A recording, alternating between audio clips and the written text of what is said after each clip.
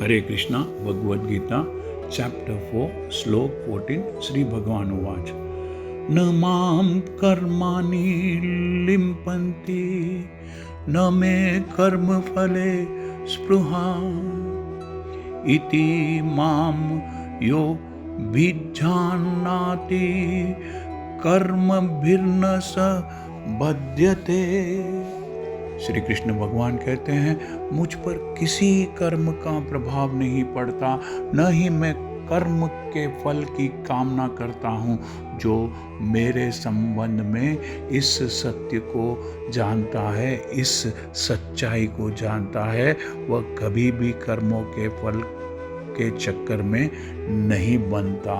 Lord Krishna says there it is no work that affects me, nor do I aspire for the fruits of my actions. One who understands this truth about me also does not become entangled in the fruitive reactions of work. जिस प्रकार इस भौतिक जगत में संविधान के नियम, constitution के रूल्स है जो यह बताते हैं कि राजा न तो दंडनीय है, अर्थात राजा को दंड नहीं दिया जा सकता, न ही किसी राज नियमों के अधीन रहता है। उसी तरह हालांकि भगवान इस भौतिक जगत के स्रष्टा है, क्रिएटर है, किंतु वे भौतिक जगत के कार्यों से प्रभावित नहीं होते। As there are constitutional laws in the material world stating that the king can do no wrong or that the king is not subject to the state laws. Similarly, the Lord, although he is the creator of this material world, is not affected by the activities of the material world. सृष्टि करने पर भी, इस पूरे universe को create करने पर भी कृष्ण इससे अलग रहते हैं, जबकि एक जीवात्मा भौतिक कार्यकलापों के सकाम कर्म फलों में, फ्रूटिव रिजल्ट्स में बंधा रहता है, क्योंकि उसमें प्राकृतिक साधनों पर, मटेरियल रिसोर्सेस पर प्रभुत्व दिखाने की प्रवृत्ति रहती है। किसी संस्थान का स्वामी, the owner of the establishment, कर्मचारियों के, काम करने वालों के अच्छे बुरे कार्यों के लिए उत्तरदायित्व नहीं रहता है, रिस्पॉन्सिबल नहीं रहता है। कर्मचारी इसके लिए स्वयं उत्तरदायित्व होता है। जीवात्माएं अपने अपने इंद्रिय तृप्ति कार्यों में, सेल्फ ग्रेटिफिकेशन एक्टिविटीज़ में लगी रहती है, किंतु ये कार्य भगवान द्वारा निर्देशित, भगवान द्वारा डायरेक्टेड नहीं होते। इंद्रिय तृप्ति की उत्तरोत्तर उन्नति के लिए, ज़्यादा से ज़्यादा उन्नति के लिए जीवात्माएं इस संसार के कर्म में प्रवृत्त है, एंगेज्ड है, और मृत्यु के बाद स्वर्ग सुख की कामना करती रहती है। किंतु परमात्मा स्वयं में पूर्ण होने के कारण उनमें स्वर्ग के सुख का कोई आकर्षण नहीं होता। स्वर्ग के देवता भी उनके द्वारा नियुक्त सेवक है। स्वामी कभी भी कर्मचारियों के जैसा सुख नहीं चाहता, वह भौतिक क्रिया प्रतिक्रिया से अलग रहता है। उदाहरण के लिए पृथ्वी पर उगने वाली अनेक वनस्पतियों के उगने के लिए वर्षा उत्तरदायी नहीं है, यद्यपि वर्षा के बिना वनस्पति नहीं उगती।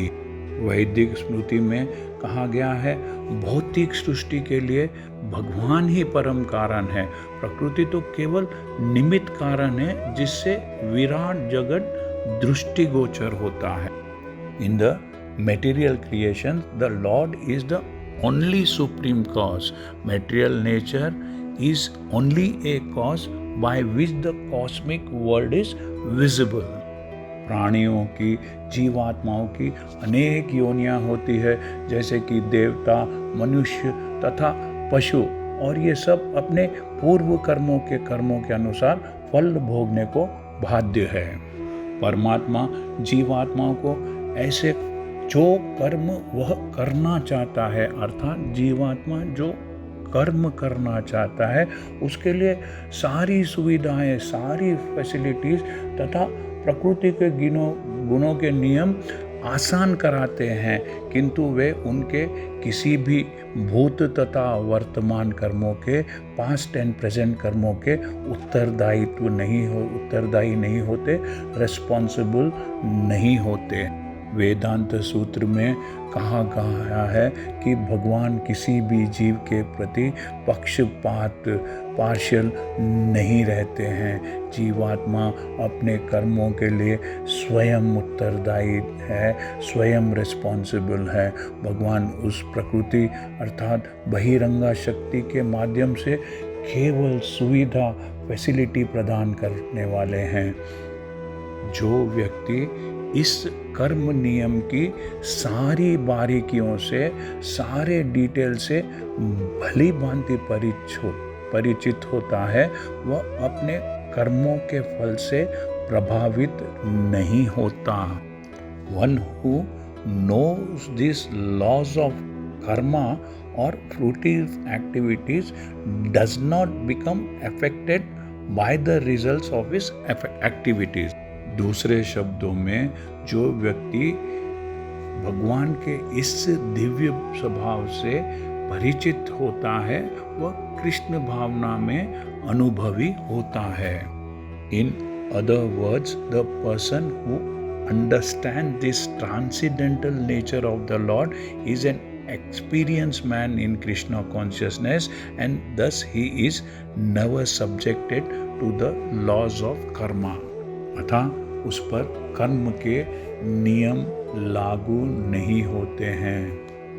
और जो व्यक्ति भगवान के दिव्य स्वभाव को नहीं जानता और सोचता है कि भगवान के कार्यकलाप, भगवान के काम सामान्य व्यक्तियों की तरह, ऑर्डिनरी ह्यूमन की तरह कर्मफल के लिए होते हैं, वे निश्चित रूप से कर्मफल में बंध जाते हैं। किंतु जो परम सत्य परमात्मा को जानता है वह कृष्ण भावनामृत में स्थिर मुक्त जीव है।